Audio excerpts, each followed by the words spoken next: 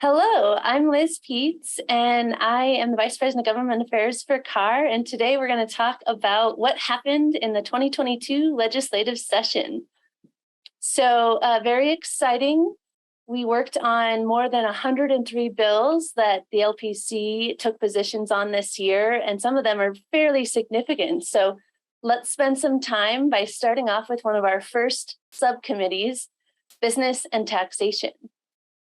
Really big bills coming through business and taxation this year. It turned out that we only had one bill on short-term rentals, despite a probably months-long conversation, and that is House Bill 22-1117. What the bill does and why CAR supported it is all about local taxing decisions. So right now, current jurisdictions have the ability to allocate lodging tax when there's a short-term rental.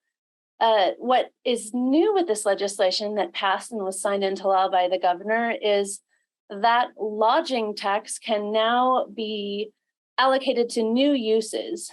So instead of it just being used to market local communities for tourism revenue, it will now be allowed to be used by local governments if voters approve, very important, it respects Tabor, to allocate that revenue to use it for workforce needs, whether that's childcare or supporting those civil servants that live in the community.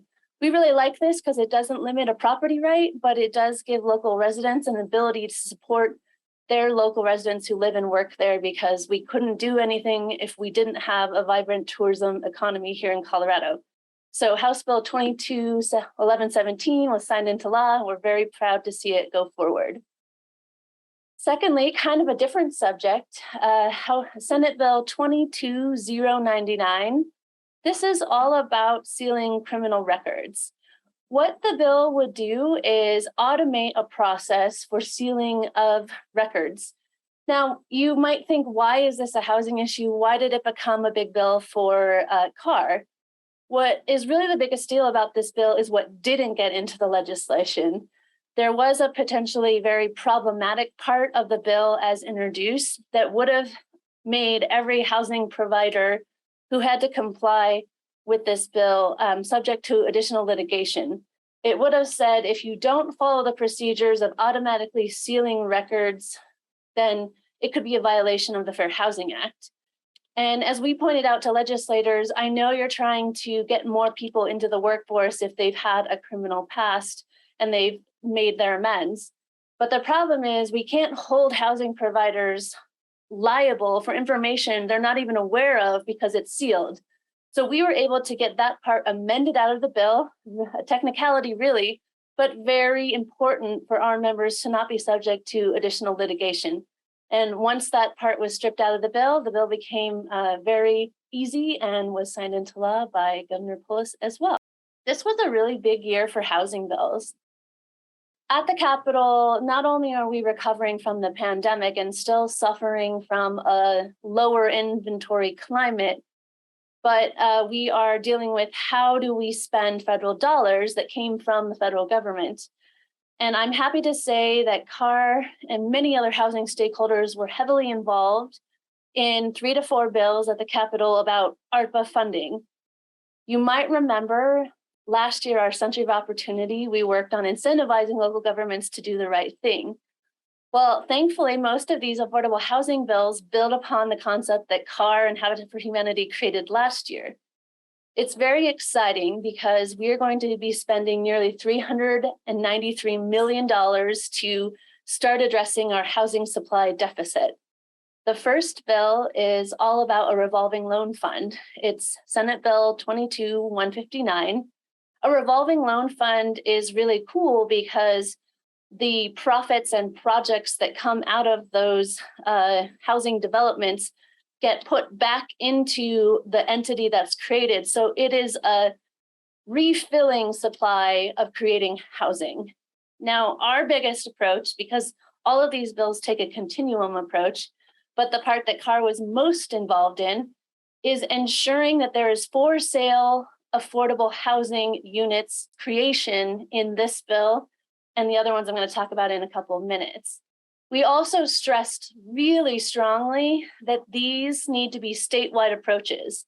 And what we did to ensure it was a statewide approach was make sure the AMI, or average median income, matched the needs of the urban core, which is at or less than 120%, meets the rural area needs, which is at or less than 140%, and meets what they call rural resorts, which is what we would call sort of the mountain communities. And that level of the mountain resort is at or less than 160%. That's really important because we've never had AMIs with government money pushed up this high.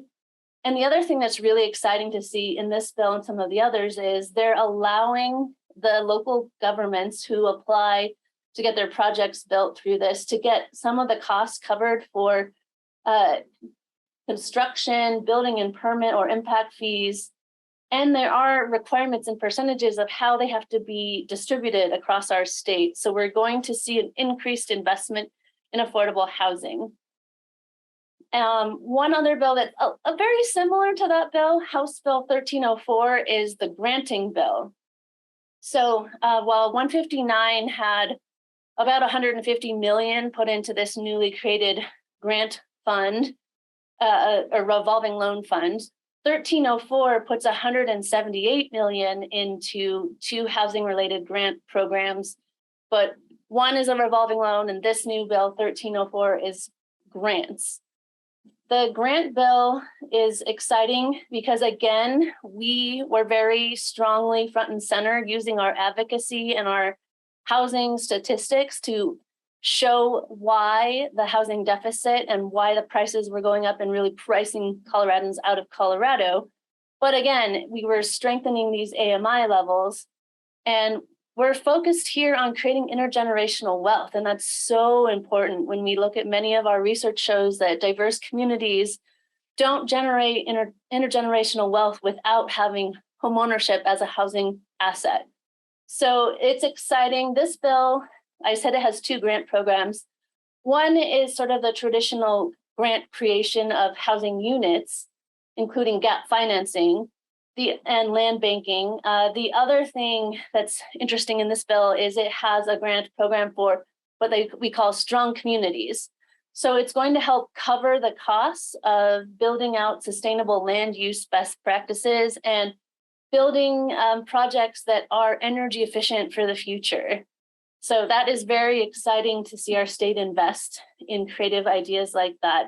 And one final bill I want to talk about in the housing funding space is House Bill 22-1282. This is the Innovative Housing Program Grant, and this is super exciting. It's a first in the nation approach. I think many other states are going to emulate us, but it's a partnership. We are going to be investing in creating modular and manufactured housing and creating jobs. So it's an ability for us to expand existing factories or attract new ones to our state. And these modular factories and jobs can cover the costs of prefabricated construction paneling, 3D printed housing, kit housing. All of that is so much faster and less costly to build. A difference of 145,000 versus maybe sticks and bricks at least 500,000. So this is a very big deal that we're going to incentivize this kind of advanced policy to come to our state. Couple more bills we want to talk about on housing before we get through this beast of a subcommittee. We are also creating in statute in House Bill 22-1242, a bill that is actually going to put in place a legal structure for tiny homes. There's a couple of jurisdictions throughout Colorado who have existing allowances to build tiny homes. But what we were missing is this structure and process of how do they hook up to the utilities? What is a safe build? Well, we are now going to put in place a structure that is based on the national tiny home building codes, so that it'll be easier for jurisdictions in the future to consider this as a housing product type. It'll be really interesting to watch the rulemaking as they decide what goes into the rules and regs of how we approve tiny homes for the rest of our state. One other bill, we mentioned fair housing before, House Bill 1102. This is all about adding new protected classes to the Fair Housing Act. So we are now going to add veterans and military status to the Fair Housing Act, which is very exciting to see Colorado again leading the way. I think there's only 14 other states who have this type of protected class in their state-specific Fair Housing Act. What 1102 and why we got most involved in the bill was making sure that consumer transactions can still take place. So the idea is you as a consumer who's selling your house should be able to accept any type of financing that you wish, whether it's a FHA loan or regular conventional financing. Just selecting an offer doesn't mean that that's discrimination against a veteran. And with our building colleagues, they also worked on some of the language around the appraisals and sort of proactively marketing to veterans, because if you're on a base and you get transferred and you want to sell your house to another veteran, that shouldn't be considered discrimination if you just post a listing for your house on the bulletin board at the local base. So again, a really great bill. We're excited to see it come forward. And then finally, one bill that I want to touch on before we get to another subcommittee is House Bill 22-1137. I think many of you guys were watching this bill in the Green Valley Ranch subdivision, where this became a very big issue in social media throughout the session. But it is a statewide problem. What House Bill 22-1137 does is really put in place protections against HOAs foreclosing on citizens for what we would call amenity fees. Your grass isn't at the right level, or your house isn't painted the correct color according to the HOA rules, which they can make. What we wanted to proactively promote in this bill was making sure you don't lose your house just because of fees. What the bill will do in the final version signed into law is set in place process and procedures. So number one, you should get notice if you have escalating fees and fines from your HOA, and you shouldn't be surprised when it is a high amount of fees. And number two, it shouldn't be sent directly to an attorney or a collections agency without you even having a chance to rectify the late payments. And finally, the bill limits what some of those late fees and fines can be. They can't be excessive. We're really happy to see citizens not lose their homes for minor fees and escalating violations of these amenity fees. This is a great way to protect people and keep them in their homes, and we're proud to see 1137 cross the finish line this year.